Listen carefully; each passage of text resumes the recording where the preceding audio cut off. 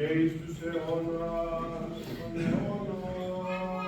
Παραπορούμενος και τόσων φυλάτων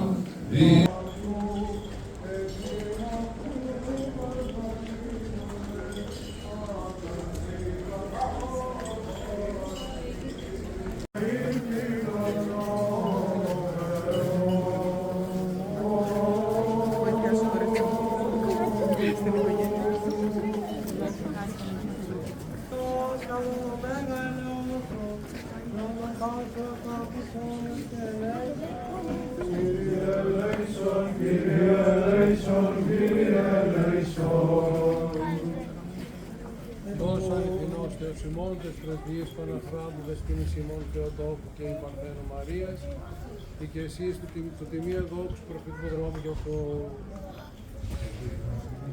Τιμίου και Ζωοποιού Σταυρού και την παγκόσμιον ύψος συνεορτάζομαι.